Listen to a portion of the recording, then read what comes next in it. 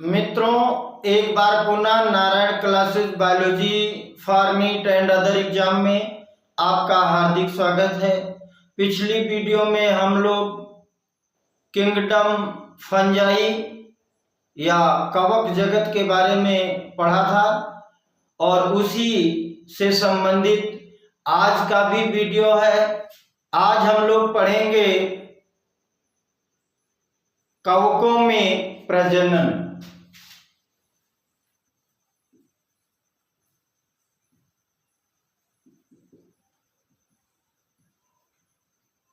जिसको कहेंगे रिप्रोडक्शन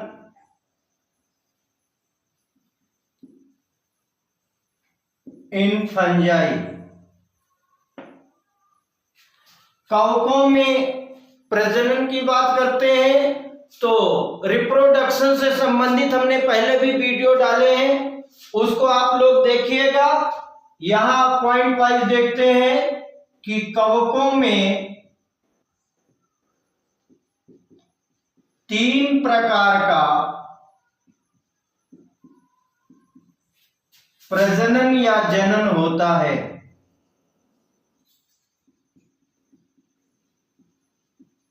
और ये कौन कौन से हैं? पहला है कायिक या इसी को कहते हैं वर्धी जनन, वेजिटेटिव रिप्रोडक्शन और दूसरा है अलैंगिक जनन, एसेक्सुअल रिप्रोडक्शन। और तीसरा है लैंगिक जनन,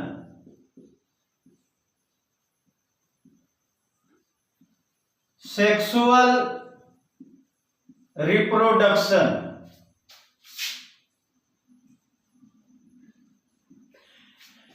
कवकों में 3 प्रकार का जनन होता है।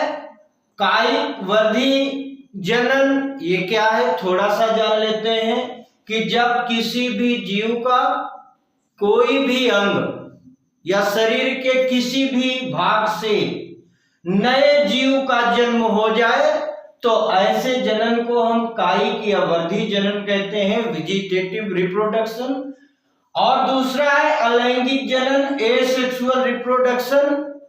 इसमें सेक्स की जरूरत नहीं है, मतलब लिंग की जरूरत नहीं है। कोई एकल जीव ही नई संतान को उत्पन्न कर सकता है। इसकी विशेषता क्या होती है कि जीव शरीर में कोई एक विशेष संरचना उत्पन्न होगी और वो विशेष संरचना जब उस जीव से अलग हो जाएगी तो नए जीव में परिवर्तित हो जाएगी। ऐसे जनन को हम अलैंगिक जनन या एसेक्सुअल रिप्रोडक्शन कहते हैं। और अंतिम है लैंगिक जनन, जिसको हम सेक्सुअल रिप्रोडक्शन कहते हैं। इसमें नर या मादा दोनों की आवश्यकता होती है। अगर कोई एक जीव ही ये जनन करता है तो उस जीव में निश्चित तौर पे नर और मादा जनन अंग जरूर एक में ही पाए जाएंगे। ऐसे को हम द्विलिंगी कहते हैं। तो अगर 2 लिंगी जीव है तो उसमें यह हो सकता है, अथवा एक लिंगी है तो नर और मादा दोनों मिलकर के इस जनन को संपन्न करते हैं। अगला पॉइंट देखेंगे, कवकों में कायिक या वर्धी जनन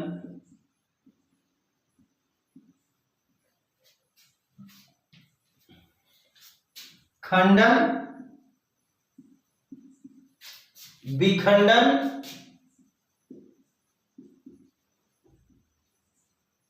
और मुकुलन विधि द्वारा होता है।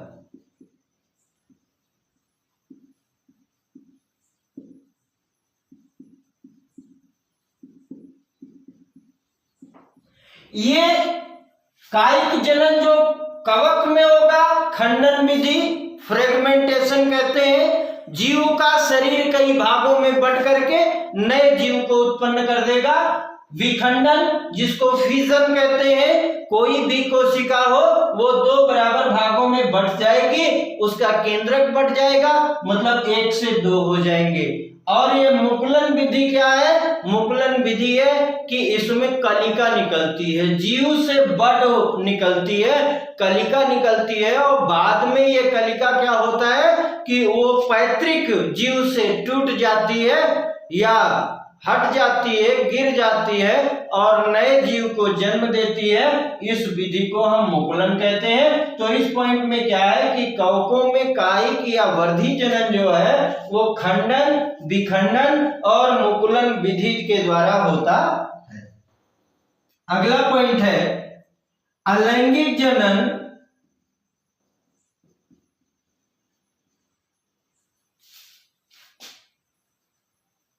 बीजाणुओं द्वारा होता है, स्पोर जिसको कहते हैं।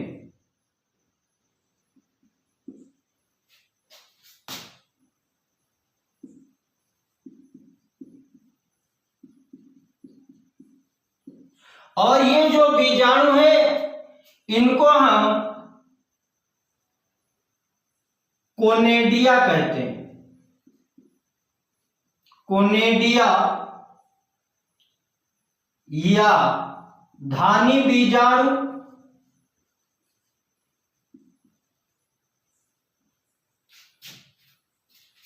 अथवा चल बीजाणु कहते हैं।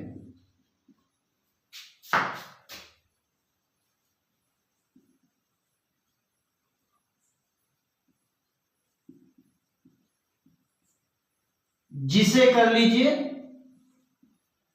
अलैंगिक जनन क्या है? ये बीजाणुओं के द्वारा होता है और उन बीजाणुओं को कोनेडिया कहते हैं या उसी को धानी बीजाणु कहते हैं। स्पोरेंजियो स्पोर अथवा चल बीजाणु जू स्पोर कहा जाता है। ये ऐसी संरचनाएं हैं जो अलैंगिक जनन करती हैं। अगला पॉइंट है कवकों में बीजाणु कवक तंतु, जिसको हमने कल पढ़ा था कवक तंतु, हाइफी के शीर्ष या बगल साइड में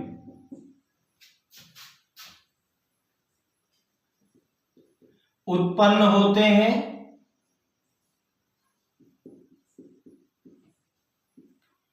और अभी पढ़ा कि कोनेडिया कहलाते हैं।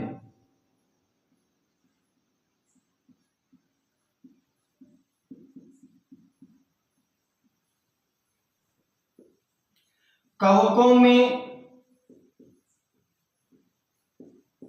लैंगिक जनन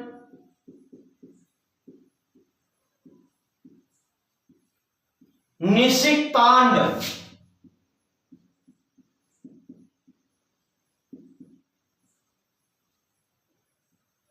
निषेचन किया हुआ अंड। कवकों में लैंगिक जनन निषिक्तांड एस्कस बीजाणु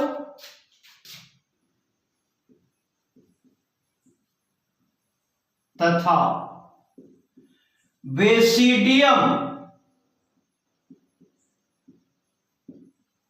बीजाणु द्वारा होता है।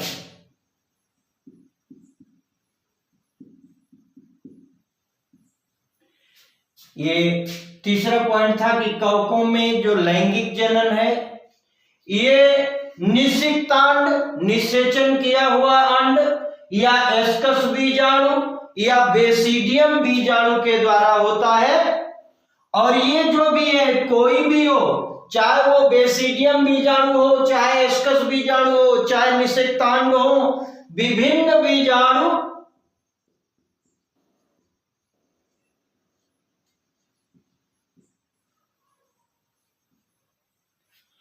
सुस्पष्ट संरचनाओं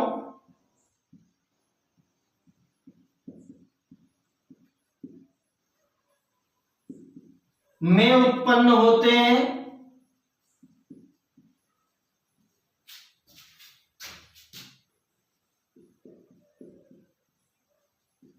जिन्हें फलनकाय फ्रूटिंग बॉडी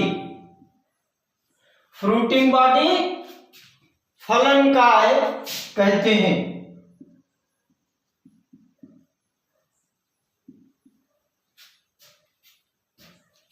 अब ये जो फ्रूटिंग बॉडी है ये कभी कभी किसी एक कोशिका से होती है और कभी कभी पूरा का पूरा जीव जो है, कवक है, वही बन जाता है। तो अगला पॉइंट है, जब कवक का पूरा थैलस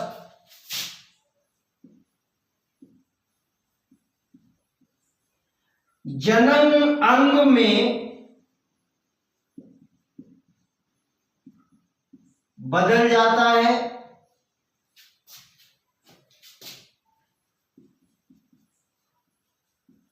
तो इसे होलोकार्पिक कहते हैं।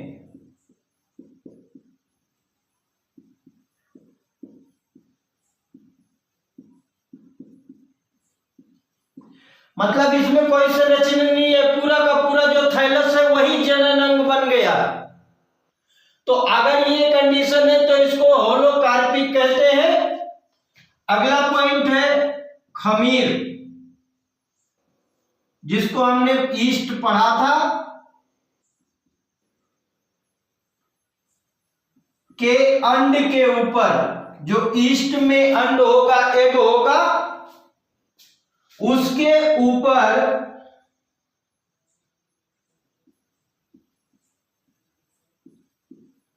बंद है स्टेराइल, जिसको हम बांझ कहते हैं, आवरण नहीं होता।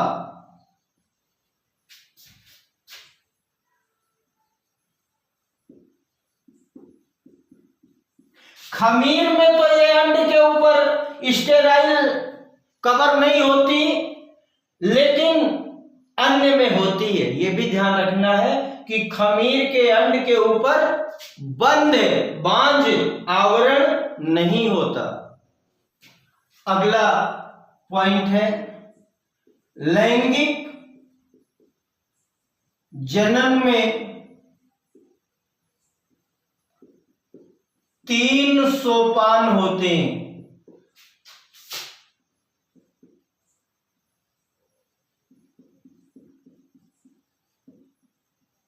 तीन प्रक्रियाएं होती हैं लैंगिक जनन के दौरान। पहली प्रक्रिया क्या है कि 2 चल अथवा अचल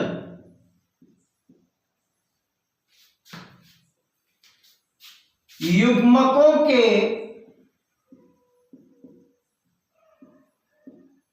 जीव द्रव्य प्रोटोप्लाज्म का संलयन होना।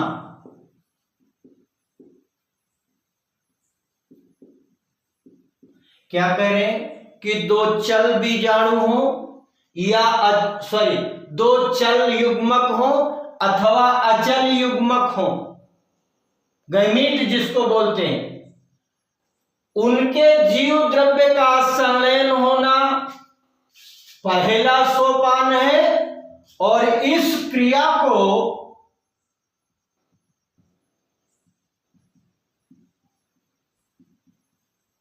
प्लाज्मोगैमी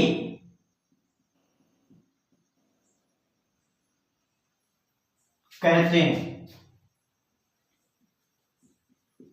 पहला क्या काम होगा कि दोनों युग्मकों का जो प्रोटोप्लाज्म है, जो जीव द्रव्य है, वो एक हो जाएगा, संलयित हो जाएगा, मिल जाएगा। इस क्रिया को प्लाज्मोगैमी कहेंगे। और इसकी एक विशेषता और है कि प्लाज्मोगैमी में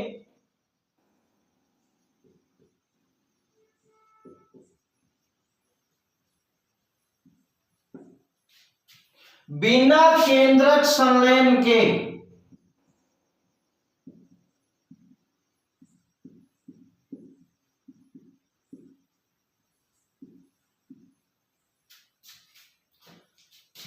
दो अगुणित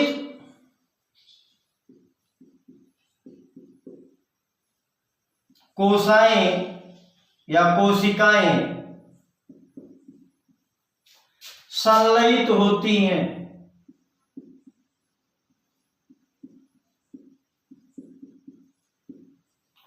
दो अगुणित, जिसको यन कहते हो, हैप्लॉइड सेल्स कहोगे, अगुणित कोशिकाएं तो संलयित हो जाएंगे, लेकिन उनका केंद्रक संलयन नहीं होगा, केंद्रक आपस में नहीं जुड़ेंगे, और वो प्रक्रिया दूसरी हो जाएगी।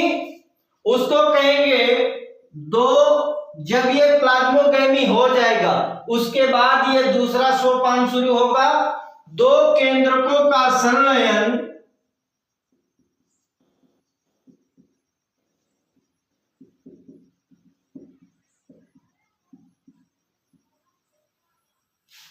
होना। और ये जो दो केंद्रक मिलेंगे और इसी को या इस क्रिया को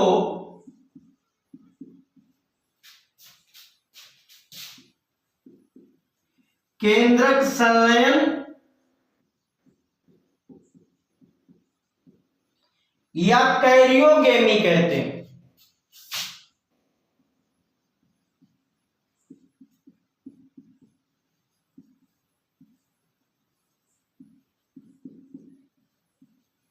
पहले को क्या बोले थे? प्लाज्मोगैमी। प्लाज्मोगैमी क्या है? जो जीव द्रव्य के मिलने को। कैरियोगेमी क्या है? कैरियान के मिलने को। कैरियान कहते हैं केंद्रक। केंद्रक के मिलने को कैरियोगेमी, और जीव द्रव्य या प्रोटोप्लाज्म के मिलने को प्लाज्मोगैमी कहते हैं। ये अंतर याद रखिएगा। और तीसरी जो प्रक्रिया है वो है युग्मनज में जो जाइगोट बनेगा। जब प्लाज्मोगैमी होगी, कैरियोगेमी होगी, तो एक कोशिका बन जाएगी, दोनों केंद्रक एक साथ में मिल जाएंगे और उसको क्या बोलेंगे? जाइगोट। तो युग्मनज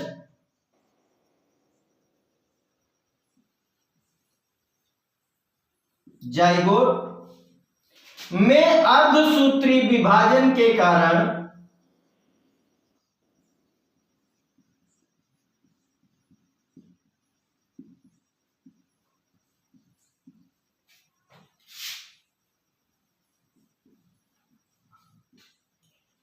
अगुणित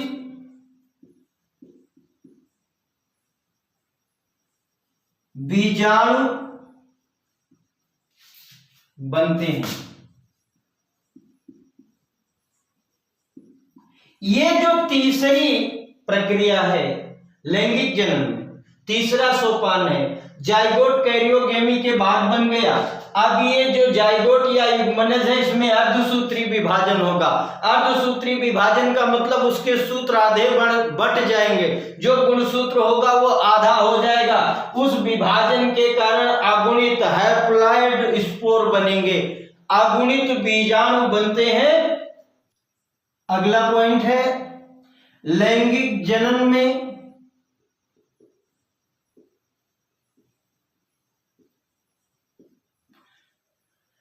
संयोज्य संगम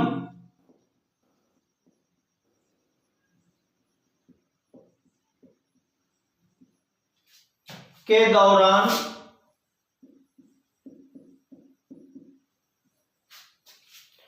दो अगुणित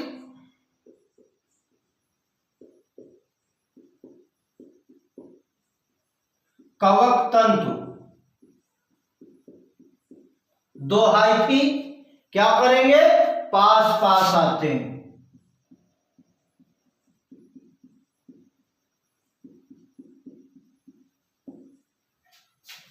और संलयित हो जाते हैं।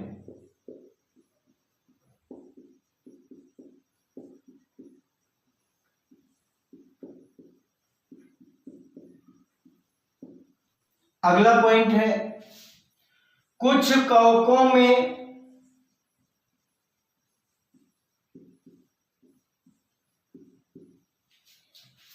दो अगुणित कोशिकाओं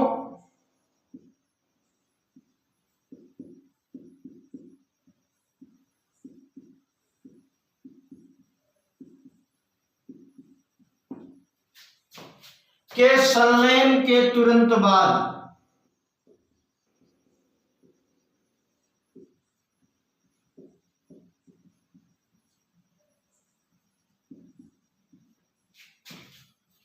एक द्विगुणित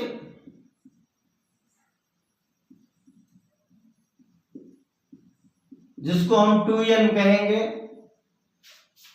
कोशिका बन जाती है।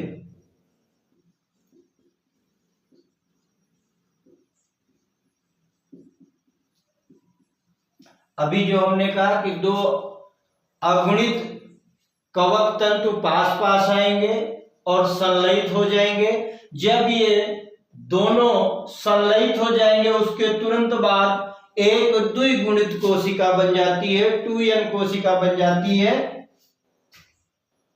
यद्यपि अन्य कवकों जैसे एस्कोमाइसिटीज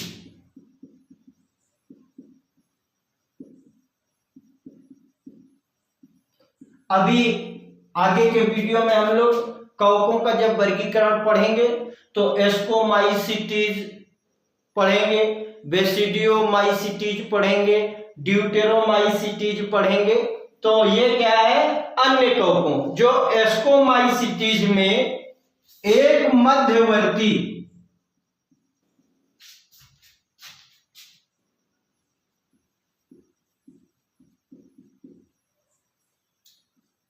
द्विकेंद्र की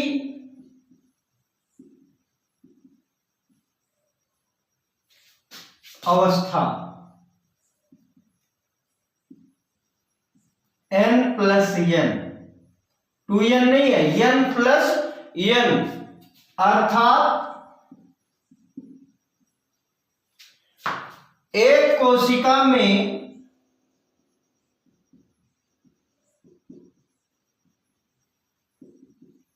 दो केंद्रक बनते हैं।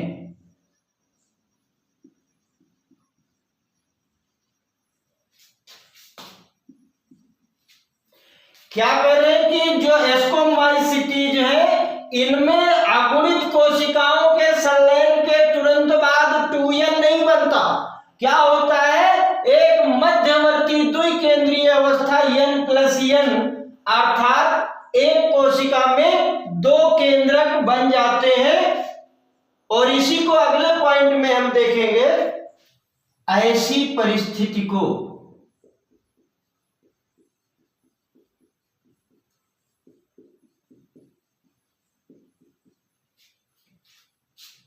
केंद्रक युग्म कहते हैं।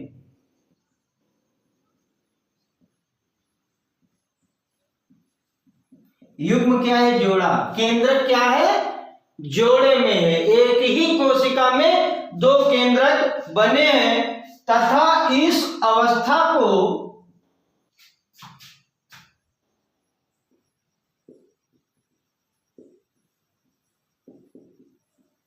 कवक की द्विकेंद्रिक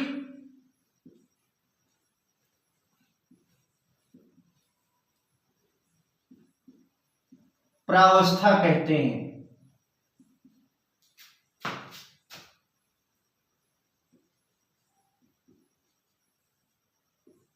अगला पॉइंट है, ये द्विकेंद्रिक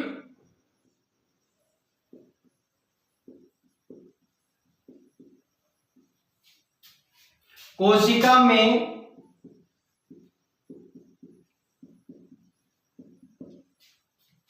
दो असमान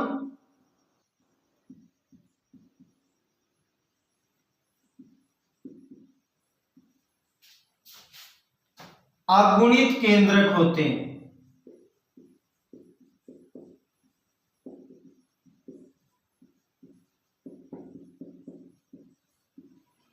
देखिए ये जो द्विकेंद्रिक प्रावस्था बनेगी जिसको हमने कहा है, इसमें जो भी दो केंद्रक होंगे वो दोनों असमान होंगे, अर्थात बराबर नहीं होंगे, अगुणित होंगे, दोनों यन होंगे। तो ये केंद्रक क्या है, दो असमान अगुणित केंद्रक होते हैं। बाद में पैतृक, पैरेंटल जिसको कहते हैं, केंद्रक का संलयन हो जाता है।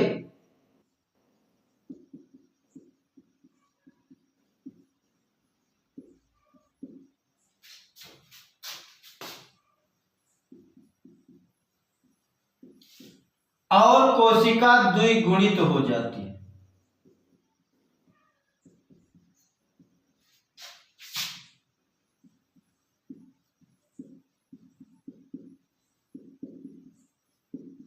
अभी हमने इससे पहले क्या पढ़ा था कि जैसे ही बीजाणु मिलेंगे तुरंत बाद द्विकेंद्रित बन जाएगा, लेकिन हमने एस्को बीजाणु, एस्कोमाइसिटीज में आप अभी कहा कि इसमें एक इंटरमीडिएट प्रोडक्ट बनेगा, मध्यवर्ती बनेगा, जिसमें एक द्विकेंद्रिक प्रावस्था होगी, इसके दोनों असमान केंद्रक होंगे और बाद में पैतृक केंद्रक का जब संलयन हो जाएगा तब कोशिका द्विगुणित होती है।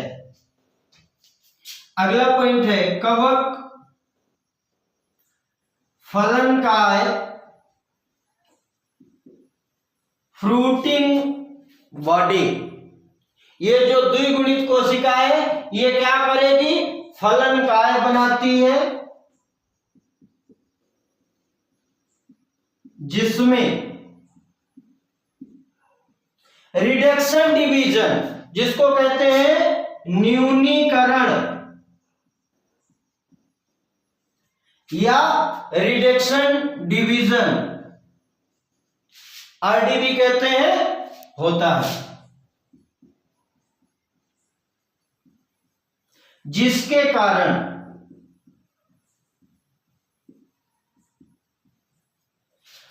अगुणित बीजाणु बनते हैं।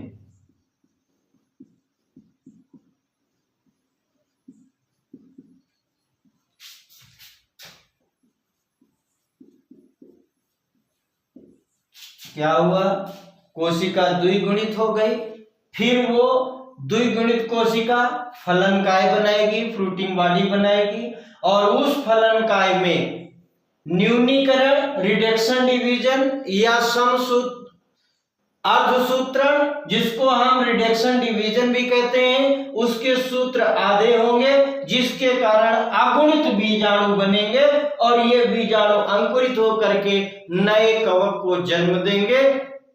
यदि वीडियो अच्छा लगा हो तो लाइक करें, कमेंट करें, अपने दोस्तों तक पहुंचाएं। मिलते हैं अगले वीडियो में, तब तक के लिए धन्यवाद।